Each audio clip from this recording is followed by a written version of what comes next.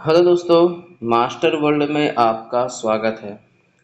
आज हम लोग पढ़ेंगे इंडियन पॉलिटी यानी भारतीय संविधान का प्रैक्टिस सेट लगाएंगे। करीब 40 से 50 क्वेश्चन आज हम करेंगे। तो सबसे पहले हम इसमें जानेंगे भारत के संवैधानिक इतिहास को, यानी भारत का जो संविधान है इसका इतिहास क्या रहा है और ये कब शुरू हुआ, कैसे शुरू हुआ, कैसे कैसे परिस्थितियों से होकर गुजरा है और किन किन लोगों का इसमें हाथ रहा है। तो चलिए आज का पहला सेशन हम लोग शुरू करते हैं अपने प्रैक्टिस सेट का फर्स्ट लेवल।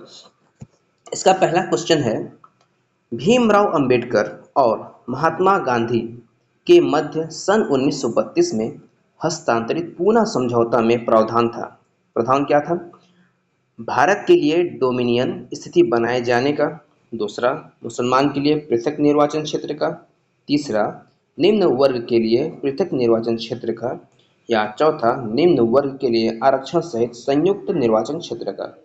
देखिए ये चार ऑप्शन में दो तो ए और बी तो बिल्कुल नहीं होगा, लेकिन ये जो सी है और डी, इनमें कंफ्यूजन हो सकता है। तो हमेशा याद रखें, निम्न वर्ग में सिर्फ निर्वाचन क्षेत्र नहीं था, उसके साथ आरक्षण सहित भी था, आरक्षण भी था, इसलिए हम ऑप्शन डी हमारा बिल्कुल सही होगा। क्योंकि हम जानते हैं कि पूना पैक्ट ये कहाँ हुआ था? गांधी जी और भीमराव अंबेडकर के बीच यरवदा जेल में हुआ था। और ये एग्जाम में बहुत बार पूछता है कि पूना पैक्ट किस जेल में हुआ था, तो ये यरवदा जेल में हुआ था। आप हमेशा इस बात का ध्यान दें। अगला है, वह कौन सा अधिनियम था जिसने भारत में सत्ता ब्रिटिश ईस्ट इंडिया कंपनी से ब्रिटिश क्राउन में हस्तांतरित की थी? अच्छा, कौन सा अधिनियम था जिसमें भारत की जो सत्ता है ईस्ट इंडिया कंपनी से ब्रिटिश क्राउन के हस्तांतरित कर दी गई थी? तो क्या था? भारत सरकार अधिनियम 1833 था, भारत सरकार अधिनियम 1935 था, या भारत सरकार अधिनियम 1947 था, या भारत सरकार अधिनियम 1858 था। तो हम 1857 की लड़ाई के बाद हम जानते हैं कि जब ब्रिटिश ने देखा कि ईस्ट इंडिया कंपनी भारत पर काफ़ी कंट्रोल नहीं कर पा रही है, यहाँ पे लड़ाई झगड़े हो जा रहे हैं, तो इन्होंने भारत को संतुष्टि देने के लिए इंग्लैंड की सरकार ने कहा कि अब हम इन पर रेगुलेट करेंगे, हम इन पर लगाम लगाएंगे और हम अब भारत पर शासन करेंगे, और ये अब हमारे प्रति जिम्मेदारी होंगी, जवाबदेही होंगे। तो ये हुआ था 1857 के एक साल के बाद 1858 में। उस टाइम अगस्त में 1858 में ब्रिटिश संसद ने एक अधिनियम पारित किया जिसके तहत भारत का शासन ईस्ट इंडिया कंपनी से छीनकर क्राउन महारानी विक्टोरिया थी उस टाइम को दे दिया गया। इस समय विक्टोरिया ब्रिटेन की महारानी थी।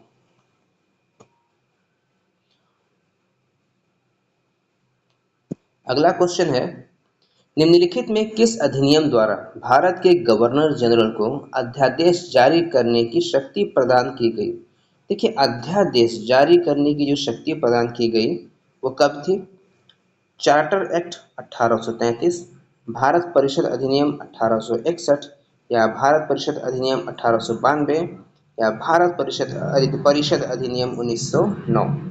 तो देखिए यहाँ पे दिया है भारत गवर्नर जनरल को अध्यादेश जारी, गवर्नर जनरल अध्यादेश कब जारी करेगा? तो ये हुआ था भारत परिषद अधिनियम 1861 में।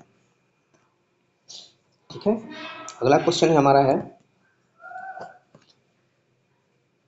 यह सिद्धांत कि स्वतंत्र भारत के लिए नए संविधान को तैयार करना मुख्य भारतीयों की जिम्मेदारी होनी चाहिए, पहली बार निम्नलिखित में से किस एक में स्वीकार किया गया? ये किसमें माना गया? भारत सरकार अधिनियम 1935, लिंग का अगस्त प्रस्ताव, टिप्स प्रस्ताव, या कैबिनेट मिशन। देखिए यहाँ पे क्या दिया है, यह सिद्धांत कि स्वतंत्र भारत के लिए नए संविधान को तैयार करना मुख्य भारतीयों की जिम्मेदारी होगी। तो ये हुआ था लिनलिथगो का अगस्त प्रस्ताव के समय में। ठीक है, अगला है, रेगुलेटिंग एक्ट पारित किया गया है। देखिए रेगुलेटिंग एक्ट जो है ये एक पहला हम ऐसा रेगुलेटिव मान सकते हैं, समझ सकते हैं, जिसके तहत अंग्रेजों पर कुछ नियम बनाए गए। जो ईस्ट इंडिया कंपनी थी उन पे कुछ नियम बनाए गए और ये भारत का पहला संविधान भी माना जा सकता है जो अंग्रेजों के तरफ से बनाया गया था। तो रेगुलेटिंग एक्ट कब पारित हुआ था? तो ये पारित हुआ था 1873 में या सॉरी 1773 में या 1771 में, 1785 या 1793 तक। हम जानते हैं रेगुलेटिंग एक्ट जो पारित हुआ था वो 1773 में पारित हुआ था। रेगुलेटिंग एक्ट का उद्देश्य भारत में ईस्ट इंडिया कंपनी की गतिविधियों को ब्रिटिश सरकार की निगरानी में लाना था, क्योंकि अब ये बहुत ज़्यादा उथल पुथल करना शुरू कर दिए थे।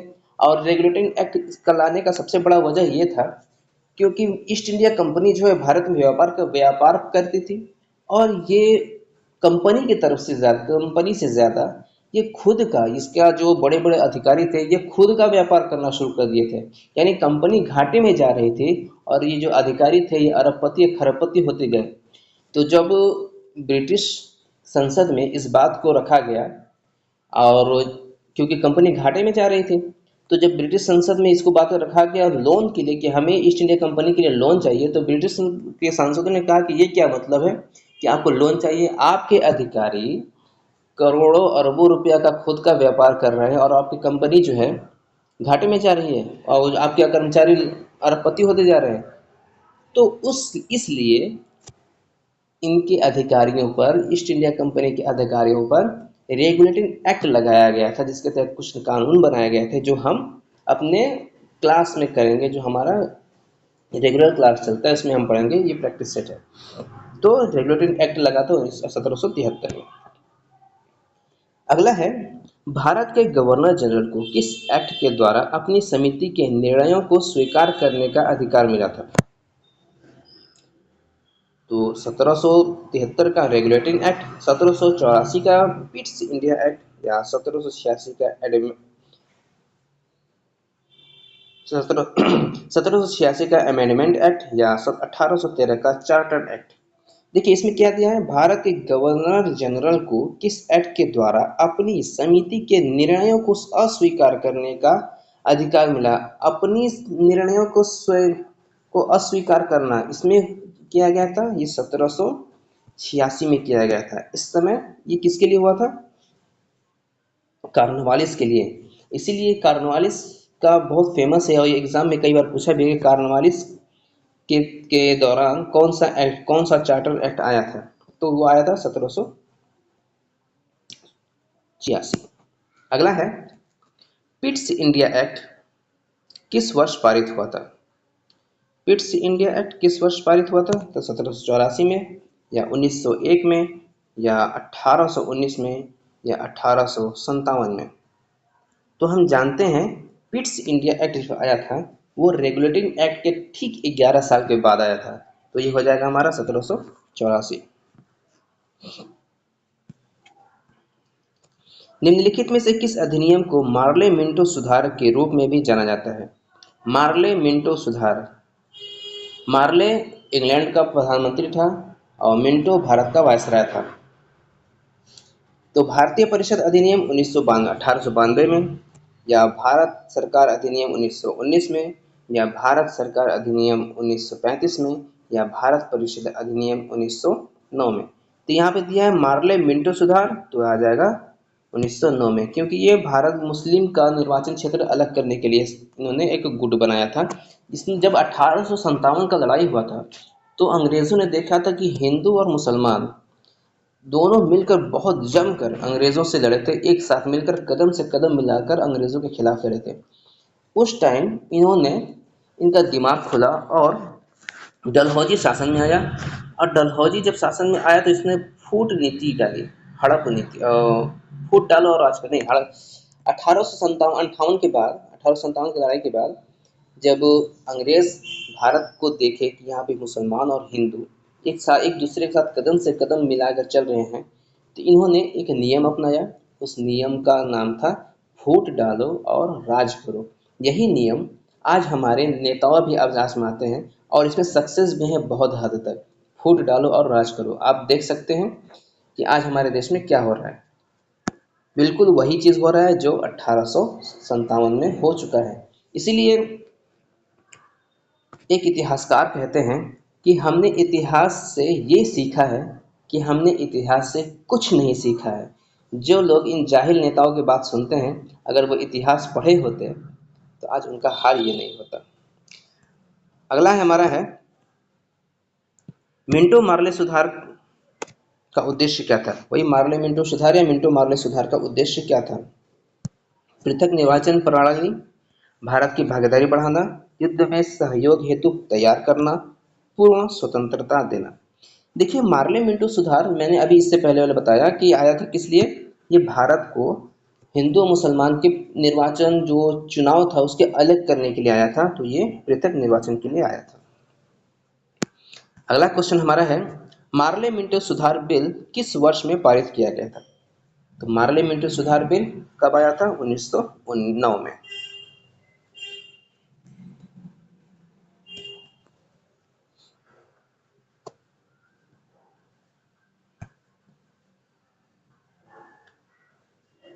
मुसलमानों के लिए अतिरिक्त निर्वाचन मंडल प्रारंभ में किसके द्वारा लाया गया था?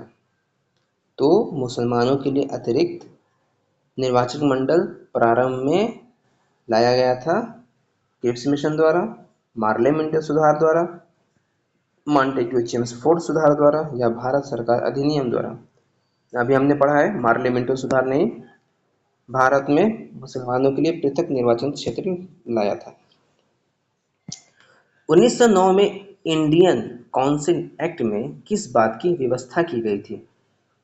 द्वैध शासन प्रणाली, सांप्रदायिक प्रतिनिधित्व, संघीय व्यवस्था या प्रांतीय स्वायत्त व्यवस्था। तो संप्रदाय के बारे में इन्होंने बांटा था चुनाव के लिए, तो सांप्रदायिक व्यवस्था। मॉन्टेग्यू चेम्सफोर्ड सुधार में प्रावधान का सार क्या था? राज्य की स्वायत्तता, प्रांतों में दोहरा शासन, हिंदू मुस्लिम हेतु अलग निर्वाचन व्यवस्था या राज्यपाल को वीटो की शक्ति। देखिए, मॉन्टेग्यू चेम्सफोर्ड अभी हमने मार्ले मिंटो सुधार पढ़ा था। तो मार्ले मिंटो जो थे उन्होंने हिंदू मुसलमान को अलग किया था, और मॉन्टेग्यू चेम्सफोर्ड जो है इसने राज्य को दो भागों में बांट दिया था कि आधा राज्य कोई ये शासन देखेगा, आधा राज्य को वो शासन में देखेगा। तो इसने राज्य की शक्तियों को दो भागों में बांटने की बात की थी, जिसे मॉन्टेग्यू चेम्सफोर्ड सुधार कहते हैं, जो द्वैध शासन राज्य में प्रांत में द्वैध शासन प्रणाली शासन शुरू करता है। तो ये हमारा ऑप्शन बी बिल्कुल सही हो जाएगा। अगला है 1947 का कैबिनेट मिशन 3 मंत्रियों में गठित था। निम्नलिखित में से कौन इसका सदस्य नहीं था? 1946 में जब कैबिनेट मिशन आया था तो इसमें 3 लोग थे। तीन में से पहला पैंथिक लॉरेंस था, दूसरा अलेक्जेंडर था, तीसरा स्टेफर्ड क्रिप्स था। एम्ब्री नहीं था, एम्ब्री ये नहीं था, तो ये ऑप्शन हमारा बिल्कुल सही हो जाएगा डी। कैबिनेट मिशन योजना के विषय में कौन सा सही नहीं है? चलिए इसमें से गलत खोजते हैं। प्रांतीय समूह, कैबिनेट मिशन में प्रांतीय समूहकरण, भारतीय सदस्यों द्वारा अंतरिम मंत्रिमंडल, पाकिस्तान की स्वीकृति, संविधान निर्माण का अधिकार। देखिए, इसमें कैबिनेट मिशन में प्रांत का समूहीकरण किया गया था, क्योंकि सभी प्रांत को आपस में मिलाया गया था। बिल्कुल सही है ये। भारत सदस्यों वाला अंतरिम मंत्रिमंडल, उसमें कैबिनेट मिशन में भारत का जो सदस्य थे इनको अंतरिम मंत्रिमंडल दिया गया था। तीसरा, पाकिस्तान की स्वीकृति, जी नहीं, ये पाकिस्तान की स्वीकृति 1947 में ही आया था, और ये जो है कैबिनेट मिशन ये 1946 में आया था। तो ऑप्शन सी हमारा बिल्कुल सही हो जाएगा। अगला है भारत का संविधान लागू होने तक स्वतंत्रता के पश्चात इसका शासन किसके अंतर्गत चलाया गया? भारत का संविधान लागू होने तक स्वतंत्रता के पश्चात इसका शासन किसके अंतर्गत चलाया गया? भारतीय नेताओं के परामर्श से बने कानून द्वारा, इंग्लैंड के संविधान के अनुसार, 1935 के भारत सरकार अधिनियम के अनुसार, उपयुक्त में से कोई नहीं। हम जानते हैं कि संविधान जो हुआ जब लागू हुआ तो उससे पहले 1935 का अधिनियम जो चल रहा था वही उस 1950 तक चला था, और आज भी भारत के संविधान में वो बहुत सारी चीज़ें ऐसी हैं जो 1935 के अधिनियम में लागू हुआ था। तो हमारा ऑप्शन सी बिल्कुल सही हो जाएगा। भारतीयों को वर्ष 1947 में सार्वभौम सत्ता सौंपने की योजना निम्न में से किस नाम से जाना जाता है? डूरंड योजना, मिंटो मार्ली योजना, माउंटबेटन योजना या वेबल योजना? देखिए, ये वही माउंटबेटन योजना है जिसके तहत भारत को दो हिस्सों में बांटा गया था, भारत और पाकिस्तान। और ये वही माउंटबेटन था जो आज़ाद भारत के बाद और भारत का अंतिम गवर्नर जनरल और पहला वायसराय बना है। स्वतंत्र भारत का पहला वायसराय यही बना है माउंटबेटन। आया भारत को बिना हिसाब का बांट के चला गया। कौन सुमेलित नहीं है? चलिए इसमें देखते हैं कौन मिलान नहीं है। मिलान करते हैं। मार्ले मिंटो सुधार संप्रदाय प्रतिनिधित्व का था, बिल्कुल सही है। भारत सरकार अधिनियम 1935 स्वशासन के लिए था, ये भी सही है। कैबिनेट मिशन संविधान सभा का गठन था, ये भी सही है। साइमन कमीशन भारत विभाजन नहीं, साइमन कमीशन भारत विभाजन के लिए नहीं आया था, माउंटबेटन आया था भारत विभाजन के लिए। साइमन कमीशन आया था, तो हमारा ये गलत है, option number D. Simon commission में आए तो तीन लोग थे, जितने भी लोग थे, तीन या पांच थे शायद, और सभी के सब अंग्रेज थे, जिसका बहुत जमकर विरोध हुआ था कि इसमें एक भी भारतीय लोग नहीं है। अगला है हमारा, भारत शासन अधिनियम 1919 के अंतर्गत विधायिका का अंतिम निर्वाचन किस वर्ष में किया गया था? 1919 के अंतर्गत विधायिका का अंतिम निर्वाचन किस वर्ष किया गया था? 1930, 1934, 1945 या 1947? तो विधायिका का अंतिम जो निर्वाचन हुआ था, ये हुआ था 1945 में। अगला है, अखिल भारतीय महासंघ स्थापित करने का प्रावधान शामिल किया गया था किसमें? भारत सरकार अधिनियम 1935 में, अगस्त प्रस्ताव 1940 में, भारत सरकार अधिनियम 1919 में या कैबिनेट मिशन प्रस्ताव 1946 में? तो यहाँ पे दिया है अखिल भारतीय महासंघ स्थापित करने का प्रावधान, महासंघ स्थापित करने का प्रावधान शामिल किया गया था।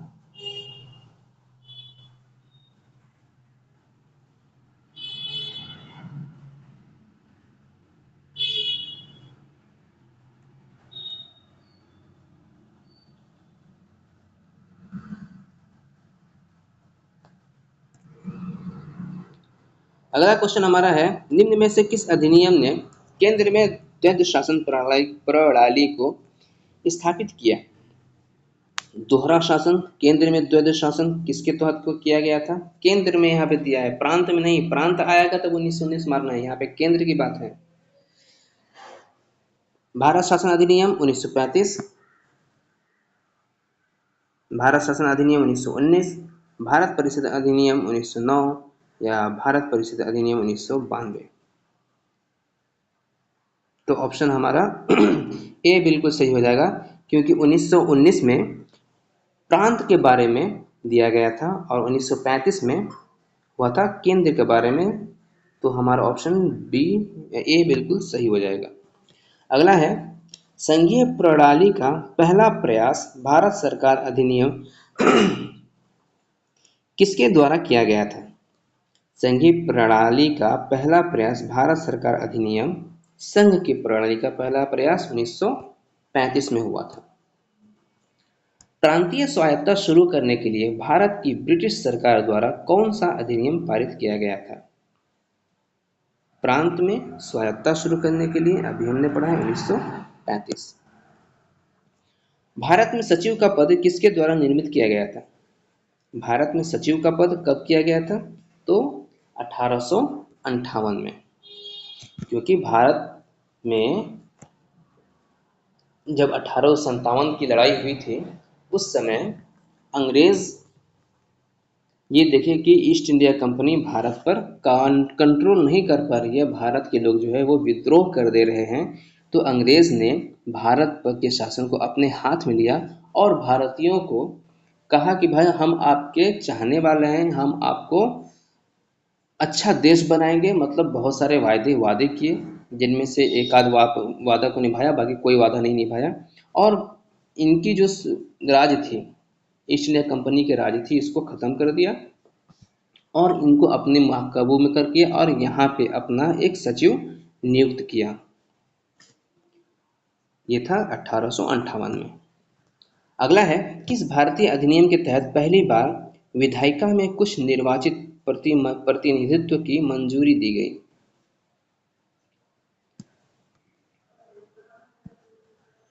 तो ये हुआ था 1909 में। किस भारतीय अधिनियम के तहत पहली बार विधायिका में कुछ निर्वाचित के बाद अगर प्रतिनिधित्व की मंजूरी दी गई थी, निर्वाचन के बारे में जहां आ गया, यहाँ पे हम 1909 मार देंगे। अगला है भारत शासन अधिनियम 1935 द्वारा स्थापित संघ में अवशिष्ट शक्तियां किसे दी गई थी? संघ में अवशिष्ट शक्तियां किसको सौंपी गई थी? संघीय विधानमंडल को, गवर्नर जनरल को, प्रांतीय विधानमंडल को या प्रांत के राज्यपाल को? 1935 द्वारा जो संघ का अवशिष्ट शक्ति बनाया गया था, ये गवर्नर जनरल के हाथ में पूरा दिया गया था।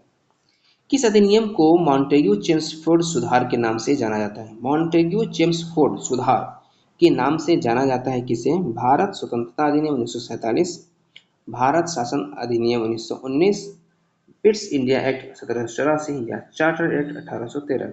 तो मॉन्टेग्यू चेम्सफोर्ड जो है ये 1919 से है, भारत शासन अधिनियम 1919।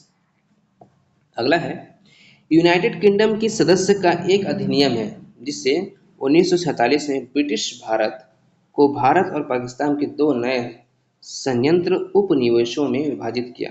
पिट्स इंडिया अधिनियम, भारत सरकार अधिनियम, रॉलेट अधिनियम या भारतीय स्वतंत्रता अधिनियम? तो भारत को हम जानते हैं कि भारत को स्वतंत्रता के दौरान ही बांटा गया था दो भागों में, भारत और पाकिस्तान के भाई। तो हमारा आ जाएगा ऑप्शन डी, भारतीय स्वतंत्रता अधिनियम। अगला क्वेश्चन है, मिलान करना है, चलिए मिलान करते हैं। किस भारत सरकार अधिनियम के तहत पहली बार विधायिका में कुछ निर्वाचित प्रतिनिधित्व की मंजूरी दी गई थी? भारत सरकार अधिनियम 1919। तो 1919 में क्या हुआ था? प्रांतीय स्वायत्ता, प्रांतों में द्वैध शासन। हमारा ऑप्शन ए का 3 हो जाएगा। देखते हैं ए का 3 है किसमें? एक ही है, ए का 3। अगला है भारत सरकार अधिनियम 1935, तो इसमें प्रांतीय स्वायत्ता, तो बी का 1 हो जाएगा। इसमें बी का 1 है, बिल्कुल सही। सी है मिंटो मार्ली सुधार 1909। मिंटो मार्ली सुधार 1909 में हुआ था सांप्रदायिक निर्वाचन, 4 नंबर आ जाएगा, बिल्कुल सही। डी आ जाएगा भारत अधिनियम 1861। तो भारत अधिनियम 1861 में हुआ, सती प्रथा का अंत हुआ था। तो हमारा ये दूसरा डी का 2 हो जाएगा। और भारत सरकार अधिनियम 1858 जो है ये हुआ था ब्रिटिश शासन शक्ति में आया था इस टाइम। अगला है किस साल का Pitt's India act British east India company की वाणिज्यिक और राजनीतिक कार्यों के बीच अंतर करता है? Pitt's India act British east India company के वाणिज्यिक और राजनीतिक कार्यों के बीच अंतर करता है 1818, 1792 या 1802 या 1784। तो ये आ जाएगा हमारा 1784।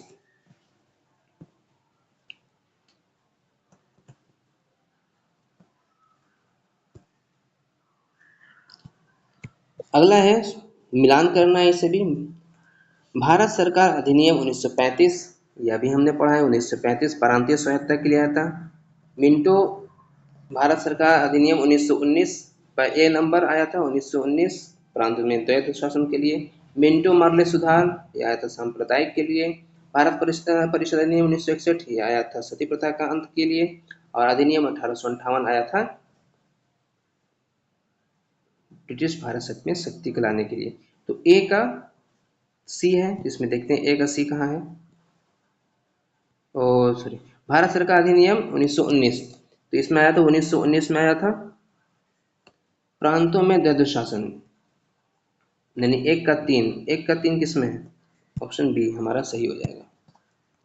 अगला है इसमें भी मिलान करना है। सूरत विभाजन कब हुआ था? 1907 में। तो ए का हो जाएगा 4 हमारा, ए में 4, तो 2 है ए में 4। बी देखते हैं सांप्रदायिक अधिनिर्णय। तो सांप्रदायिक अधिनिर्णय जो हुआ था 1928 में हुआ था, नहीं 1932 में हुआ था।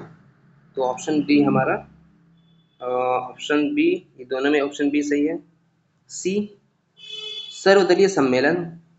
सर्वदलीय सम्मेलन जो हुआ था, ये हुआ था 1928 में। तो दो हमारा सही है, यानी ऑप्शन बी हमारा बिल्कुल सही हो जाएगा। अगला है, महारानी विक्टोरिया को भारत की रानी नियुक्त किया गया। कब नियुक्त किया गया? 1885 में, या 1875 में, या 1877 में, या 1858 में? देखिए, इनको बनाया गया था भारत की रानी 1877 में। 1858 में भारत ब्रिटिश ने भारत को अपने हाथ में लिया था, लेकिन इनको रानी जो घोषित किया गया था, ये 1877 में घोषित किया गया था। अगला क्वेश्चन है, रानी विक्टोरिया ने 1858 की घोषणा में भारतीयों को बहुत सी चीजें दिए जाने का आश्वासन दिया था। निम्न आश्वासन में से कौन सा ब्रिटिश शासन ने पूरा किया? रियायतों को हड़पने की नीति समाप्त कर दी गई? नहीं, उसके बाद भी हड़पते रहे ये। देसी रजवाड़ों की यथास्थिति बनाए रखी जाएगी? हाँ, यही हुआ था, जो कि आज़ादी तक थे बनाए थे, देसी रजवाड़े थे, आज भी कुछ कुछ हैं। तो हमारा ऑप्शन बी बिल्कुल सही हो जाएगा। अगला है, किस अधिनियम की प्रमुख विशेषता प्रांतीय स्वायत्तता थी? प्रांतीय स्वायत्तता, ठीक है, प्रांत का था, केंद्र का नहीं था। तो हमारा ऑप्शन ए बिल्कुल सही हो जाएगा।